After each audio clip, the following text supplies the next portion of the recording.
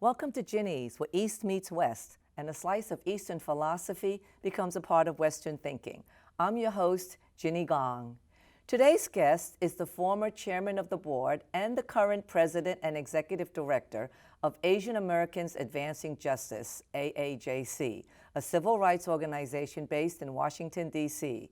He was a former Obama administration advisor, co-founder of the Asian Pacific American Legal Resource Center, the first ever hotline focused on addressing legal needs of Asian Pacific Americans in Washington, D.C. area, and the past president of the National Asian Pacific American Bar Association, better known as NAPABA. Join me in welcoming John Yang. Welcome, John. Thank you. I know that you were working in China for a number of years. What brought you back to the States into this whole realm of activism? Well, I think the first thing that brought me back to the States actually was the Obama administration. Oh. We lived in China for about 6 years, and we felt like it was about time to come back. And at that time, it was about 2014. And what were you doing in China? Working for a firm? I was working for an American manufacturer, okay. and I was the regional general counsel for the Asia Pacific region. So basically, I was handling contracts, opening factories for this company. And then when we came back to the States, I was thinking about what to do, and I just thought like it was a good opportunity to join the last couple of years of the Obama administration, wow. Try to make a little bit of a difference from that vantage point, and then figure it out from there. Wow, what an honor. So have you always worked in the legal profession? I have. Mm-hmm. So after I graduated from law school, I have been a lawyer for over 25 years now, and had a number of different roles. So I was a partner at a law firm for many years, wow. Then went overseas to serve as a general counsel for this company, then served in the administration at the Department of Commerce for Secretary Pritzker, and then joined as a nonprofit. So why law? What pushed you in that area? I think more than anything was probably my experiences growing up. As an immigrant, I definitely had experiences just like a lot of immigrants where you just saw your parents getting taken advantage of, not understanding the law, and knowing that they were sort of helpless about how to deal with it. And their English was okay. It wasn't so much the language issue. It was just an understanding of the legal system. Right. And so when I was thinking about what I might want to do after undergraduate, I just thought law would be a good thing. And the other thing is certainly law is a very flexible degree. You could do a lot with it even if you don't decide to become a practicing lawyer. So then why has so much of your time and energy been focused on community work? I know you. We've worked in the community for a long time. Yes. And I admire your dedication. Why community work? You could be in any law firm. Part of it, again, I think is just the upbringing. As someone that watched my family struggle, my parents owned a small business, and watching them try to navigate the legal system and navigate understanding what American laws, American society was all about. So that's probably number one. Number two, which is a fact that you might not even know, is that I actually was an undocumented immigrant. Came to the States when I was 2 years old. My father had come on a work visa, and when that work visa expired, I was about 9 years old, and we had a decision to make, or my parents had a decision to make, and they thought having me go back to China, a country that I really had no familiarity with, made no sense. So we stayed in the country, and it wasn't until the Immigration Reform and Control Act of 1986 that we had a path to citizenship. So the idea of giving back to the community, giving back to, when I say the community, it's not just the Asian American community, but the community writ large, for a country that's given me so much, just seemed very natural. Yeah. No wonder we have that in common, because I have that undocumented part in my history as well. You also was the past president of NAPABA. Now, that's like the head of all the attorneys, the National Asian Pacific American Bar Association. And then you also co-founded the Legal Resource Center, which is really helpful to anybody who is in need of counsel. What takeaways do you have from having been a part of those two efforts? It was a great experience because those two experiences, although they're similar in that they're serving the Asian American community, they're different in their focus. So NAPABA, the National Asian Bar Association, really is focused in many ways on professionalism, number one, helping Asian American attorneys to succeed. Right. But then number two, one of our big focuses was to get more Asian American judges and sort of have that judiciary represent our community.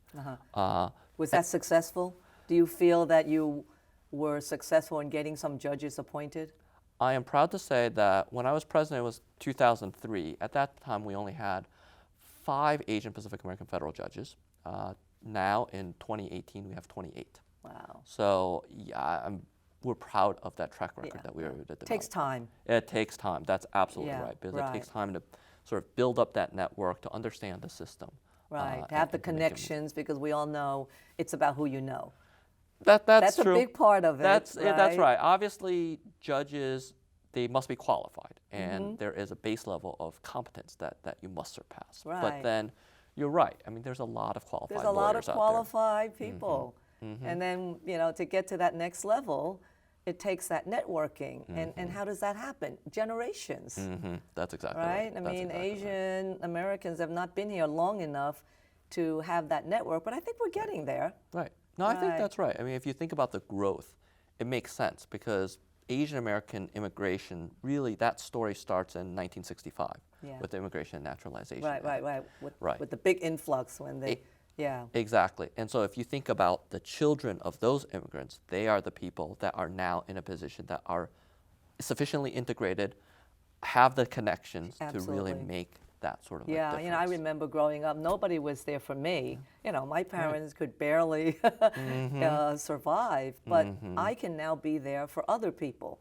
Open doors, help my kids, help other people's kids, and at least, sort of help in navigating the system. So, totally agree. So now I want to focus my attention on your current role with Asian Americans Advancing Justice, AAJC, okay? Long name. Yes. You were the chair of this organization, and now you are the president and the executive director. How do you go from that role to this one? It was interesting. To be honest, it was not something that I was looking to do. I always enjoyed, this is similar to NAPABA with APALRC, I actually enjoyed serving on the board side and fundraising from that perspective. And setting policy? Setting policy, helping organizations to grow from that end. But I will admit, the recent election in 2016 really changed my view, and I felt like I wanted to lean in a very personal way into what was going on, what I was seeing as very anti-immigrant rhetoric that was happening. Yeah, it is painful. It's painful to hear, right? Knowing you could have picked any organization, and there are many organizations out there advocating on behalf of the community. Why this one? Just happened to be an opportunity? Yeah, it was an opportunity, yes, but I also think it fit my personality and my skill set very well. Because AAJC, one of our focus really is on advocacy on the Hill, as well as we do what's called impact litigation. And those are things that I have in my wheelhouse, so to speak, from my experiences with NAPABA in terms of developing those political connections, those advocacy skills. And then being a lawyer in terms of being able to litigate and understand that courtroom process. Right. So when was the organization founded, and how has it emerged over this period of time?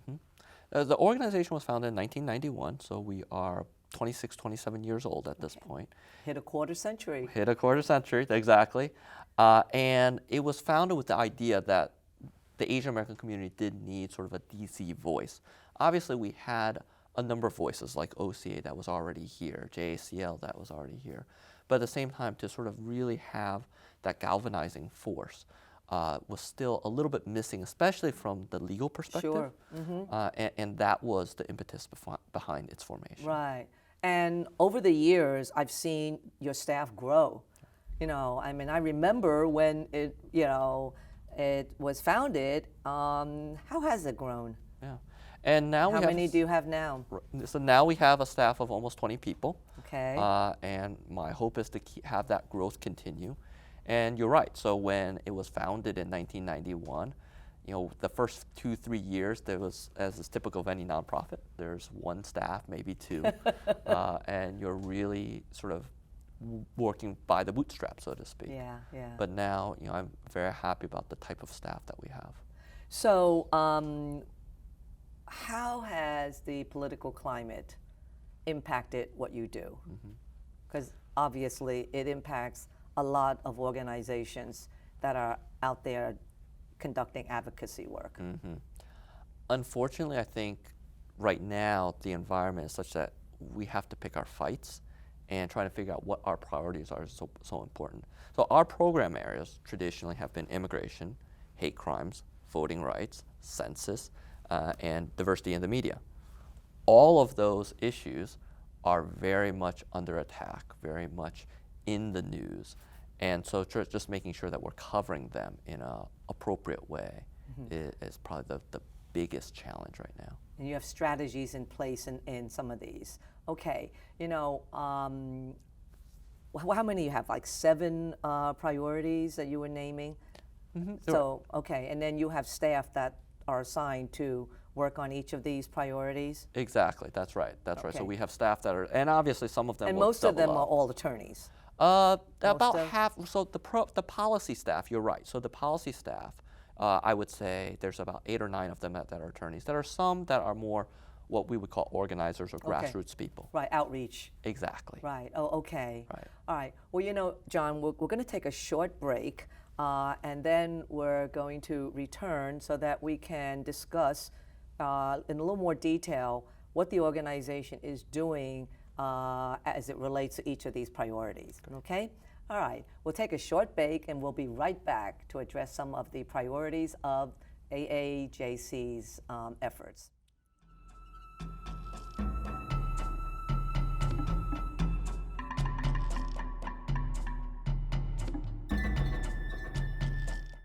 Every book is an adventure waiting to come to life.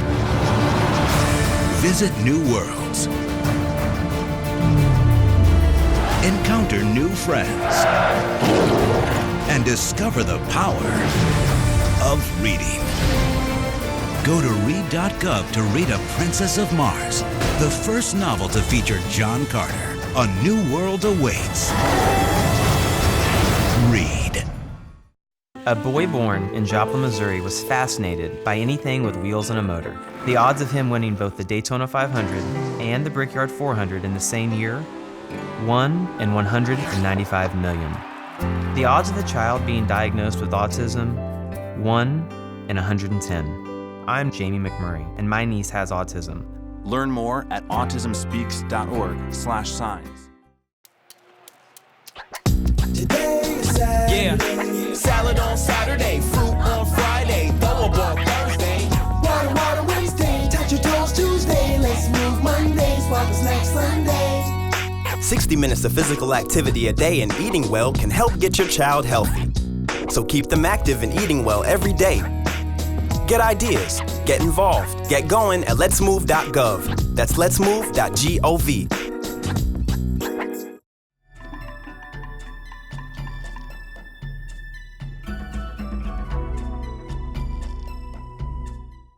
Welcome back to Ginny's, where East meets West. My guest today is John Yang, President and Executive Director of Asian Americans Advancing Justice, AAJC. John, before the break, we were talking about the organization's priorities. I'd like to discuss a few of them in more detail, and if we have time, we'll go into a few others. But critical ones right now is immigration and immigration rights. What is your organization doing along those fronts? I think it might fall into 3 buckets, and 2 that I'll go into a little bit of detail. First bucket is what a lot of people hear about, which is undocumented immigrants and the dreamers, right? The children that were brought here undocumented. And with respect to that community, one thing that people forget is that there are a lot of Asians that are impacted by this. Yeah. There's about 800,000 DACA recipients, about 1.2 million dreamers. Of that pool, about 140,000 are Asians. And so finding a path to citizenship, finding a path so that they feel safe is important to us. That is not a general perception, right? Most people think it's Latinos. That's exactly right, which is understandable because the large majority is Latino. Right. But Asians definitely have a role, definitely have a voice that needs to be heard in Sure. this. The second area is what we call family immigration, and that's really our current immigration system. As we talked about a little bit earlier, the immigration system as we know it really came into being in 1968 under the Immigration and Naturalization Act, passed in '65 but started in '68. And that was what allowed us to start bringing families over in larger numbers. And Asians have benefited from this. Right. We have about 80% of our population now is coming over through these family-based systems. But that's under attack right now. The immigrations, the administration is talking about it as chain migration, which is a term that we find offensive. Right. This notion that we are just a horde of people coming over unvetted, and that's unfair. Right. So, have you met with some success in some of these areas? Unfortunately, I think. I mean, are you getting meetings? Are you filing lawsuits? And you're right. And success has to be defined differently, I suppose, Yeah. in this environment where the congressional makeup, the administration looks very different. Right. I think the success is defensive. That we see that, on family immigration, for example, there have been no bad laws that have been passed that have tried to whittle back on it. The fact that the administration's proposal got the least amount of support of all of the proposals that were being presented in the Senate. So Yeah. that's success in some way. Right, the right. fact that people are starting to talk about it in a different way, understand what family immigration really means, is success to a certain extent. But it's such a contentious issue, because it's so emotional. When people attack immigrants and categorize them, as people that are committing crimes or whatever, it's offensive to me and to you because we're immigrants. And are they talking about us, right?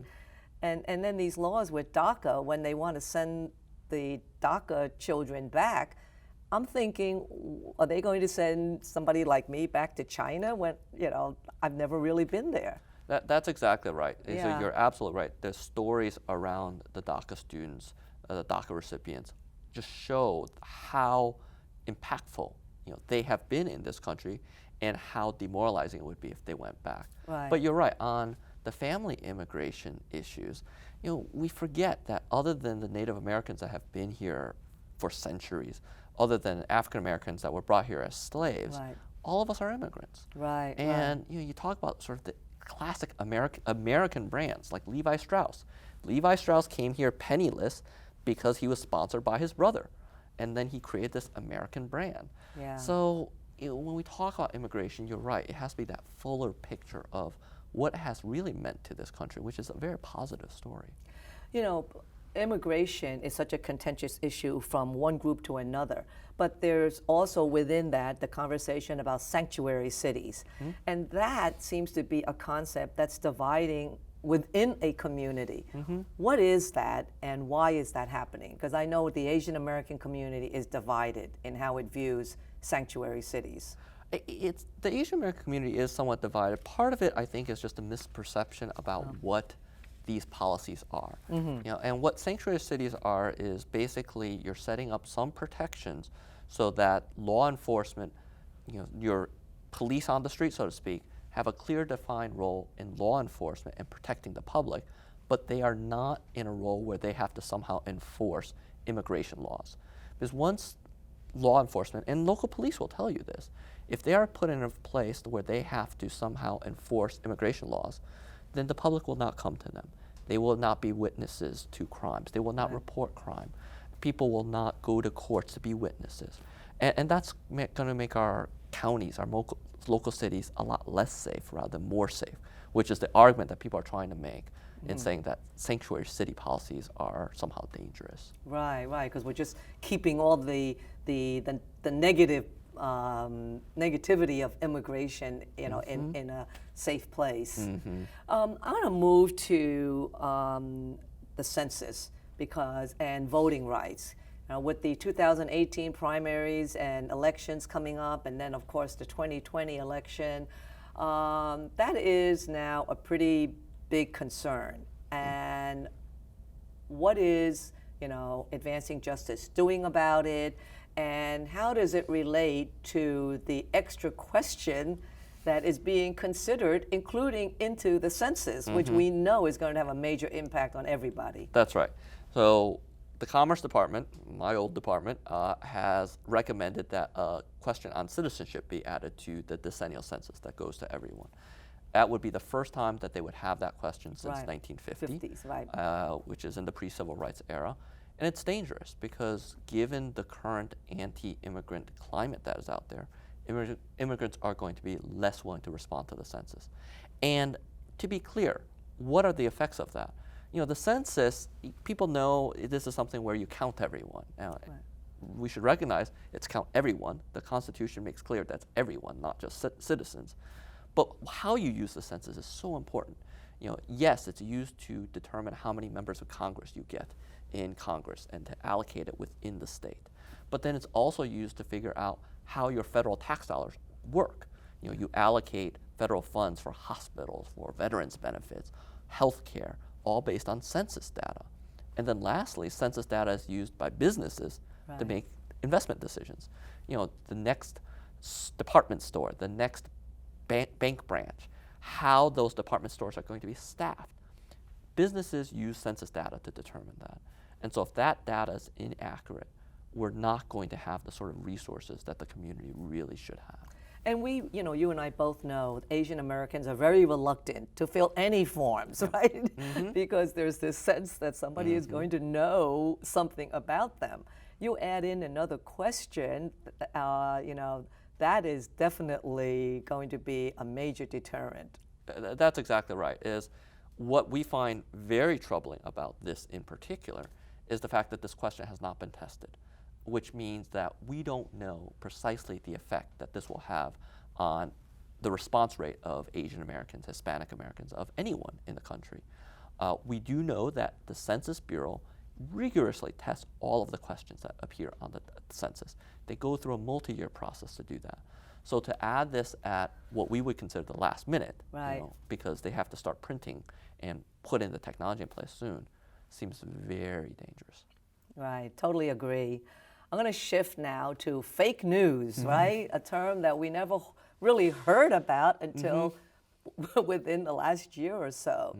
And I know that your organization was actually very pivotal in terms of working with the media and channeling some of those efforts, you know, towards Asian American interests. You know, where are you with that topic? Well, I think it's a very important topic on a number of levels. First is, you're absolutely right. We have concerns about making sure that news is diverse, that all of the different viewpoints are represented. Certainly different viewpoints people think about politically, but I think culturally too, is sometimes what gets lost is, look, the Asian American population is now about 6.5% of the population.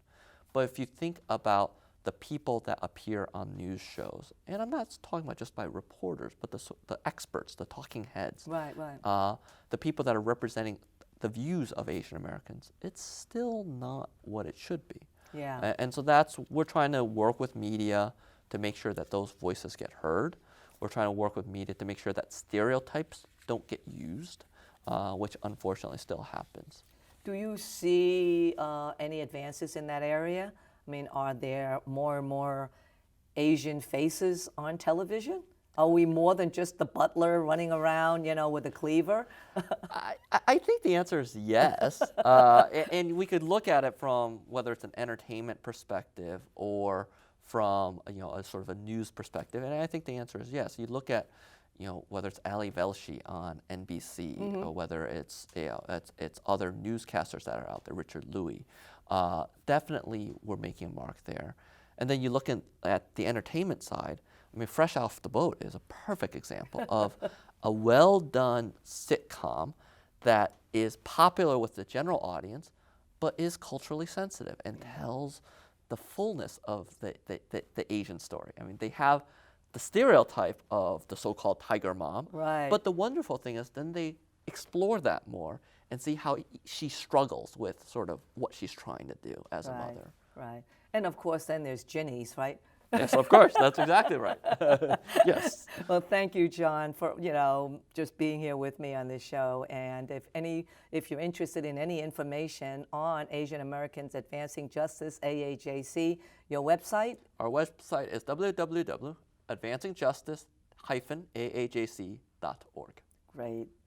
That concludes our program for today. Thanks to John Yang for his leadership in making a difference for the Asian Pacific American community. Thanks to all of you for joining us. Stay well, and we'll see you next time.